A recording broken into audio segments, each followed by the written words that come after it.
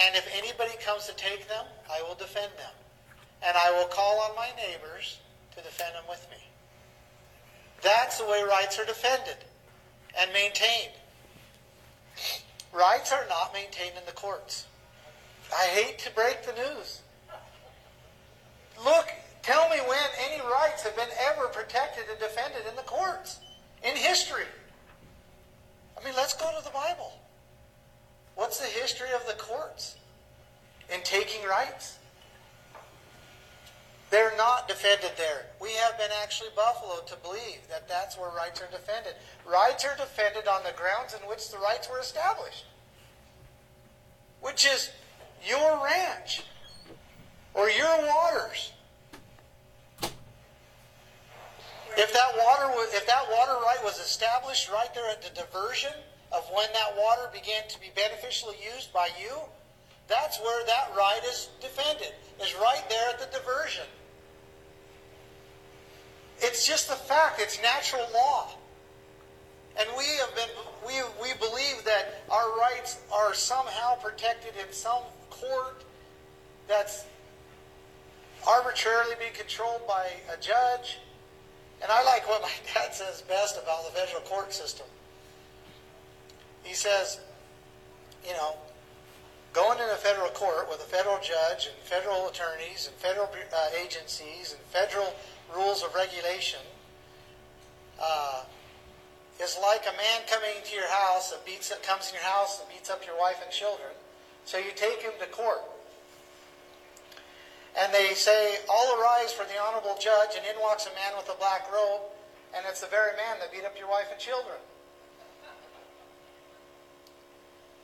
Because that's what it's like.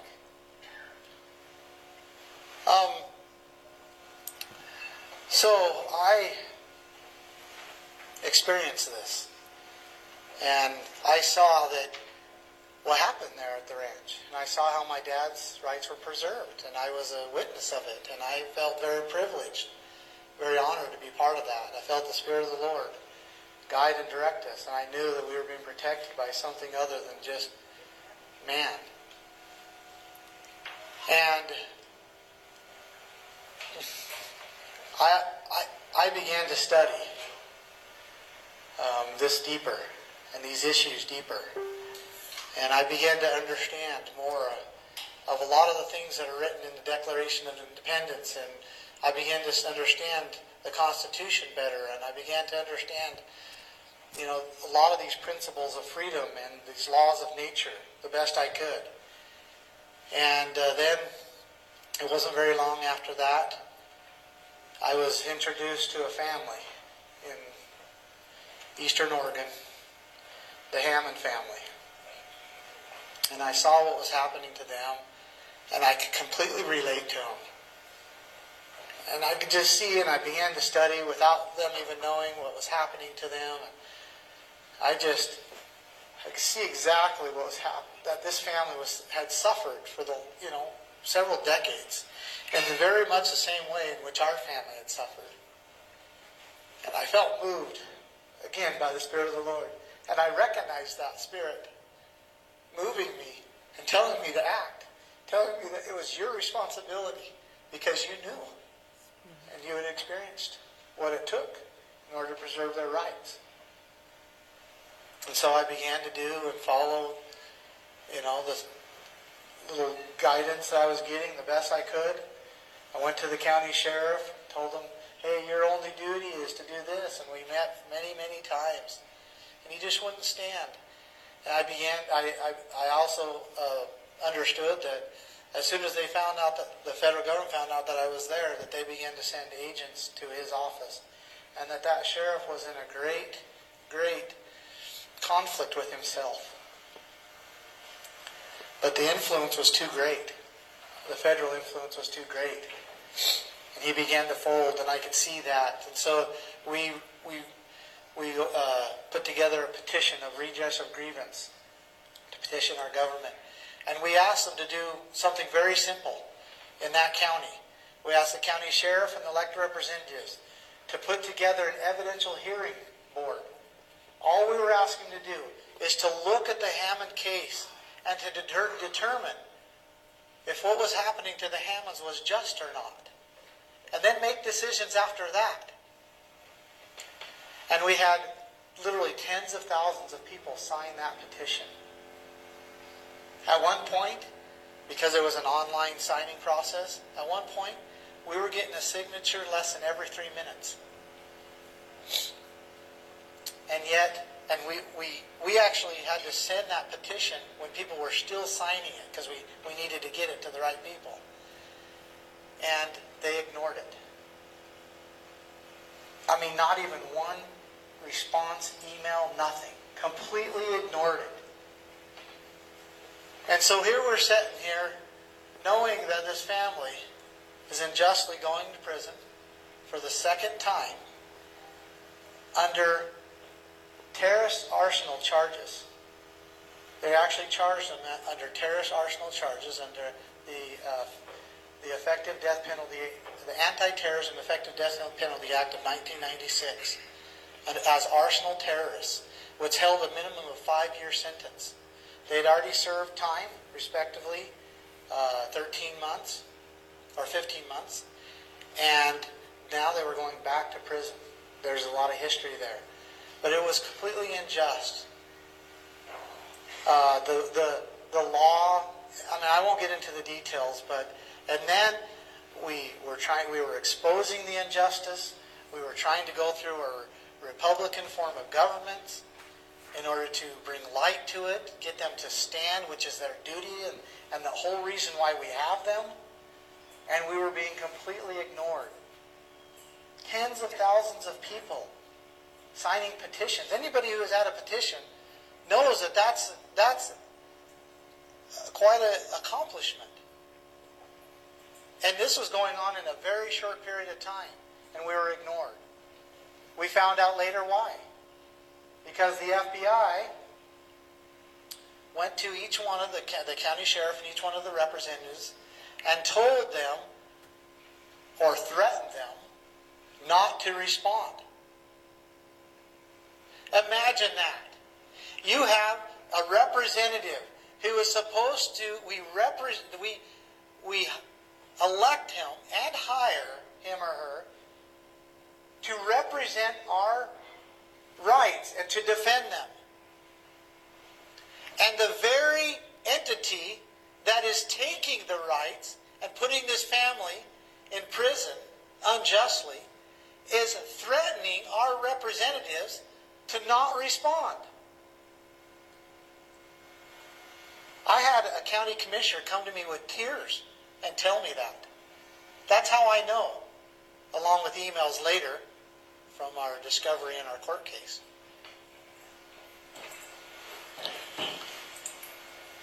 And so, what were we to do? What were people to do? Were we all just to go home and say, you know what? This is so wrong. Our government completely has collapsed and been corrupted and has failed. Let's just all go home? No. There's no way, after what happened there, that I could go home. I wanted to go home so bad. I can't tell you. I wanted to go home. I had a little baby, a wife, 5 other children, and I wanted to go home. I was sick of everything that was happening. I could see that our government completely broke down. I wanted to go home. But I felt that spirit in me tell me, no, you can't go home. If you go home, you'll never have peace again in this life. And you'll be accountable to me in the life after. I knew I couldn't go home. And so, I began to try to understand what I was supposed to do and what I could do. Trying to look for a peaceful way in which we could bring as much attention to this as we could. And I began to be able to see that there was a wildlife refuge about 35 miles out of Burns, and it was surrounded the Hammond's Ranch, and they were very instrumental in trying to take the Hammond's Ranch and a lot of these issues that were happening. And I felt very, very clear and very sure that I was supposed to go into that refuge with as many people as would follow me, and we were just supposed to sit right there and do it in a peaceful way, do it on a weekend when no one was there. And so that's what we did. I did a bunch of research on the refuge and found out again that refuge was about 187,000 acres, and that at one time all of that land was owned by private ranchers, and that over a 60-year period of time, those ranches, through many different deceptive and forceful ways, lost their ranches, and they ended up being entitled to the U.S. government under the U.S. Fish and Wildlife Service. And by this time I had studied quite a few of the laws, and one of the laws that I studied was what's called the adverse possession law. And it's a law in all the states. It's a natural law. It is absolutely necessary to have adverse possession. I don't know if all of you tuned in during that period when that adverse possession motion came out during the Oregon trial. It was a topic that I covered with Veritas 13 Fox channel on YouTube. It was a motion that I read and I explained to everyone. And it's a very important motion, a very important concept that he's hitting on, adverse possession. I can simplify it for you guys in the manner of certain personal experience I've had, okay? Adverse possession, why it's very important, that principle. Under duress or violence or whatever, in very sick families, the family members' rights can be taken from them because you have a controlling, dominating head of the family who wants to control everybody and everything everyone does. And at some point, which, when you're being suppressed and dominated and controlled by an individual, the only way to take back your rights of autonomy is through adverse possession. You have to literally take your rights back. And for me, the environment that I grew up in as a child, I did grow up in a very sick environment, very controlling, dominating parent. And in order to break away from that pattern of being controlled by another individual, you begin to exercise your rights. You acknowledge that you have them. You begin to exercise them. And what ends up happening is the person that's used to having that control over you will come back at you even harder. They've had control over you for so long that they want to continue that. And if you fold, if you ever go to make a stand again, it's going to be 10 times harder to get them back. So you have to make up your mind to take a stand and do what you have to do, and suffer whatever happens. You cannot go back on your stand. And this is adverse possession. It is what Ammon, Bundy, and those men did at Oregon. They took back property that was fraudulently acquired by the federal government, okay? The federal government can own that building, but why is that building surrounded by 100-something thousand acres, which the federal government also owns? They don't need to own all that land.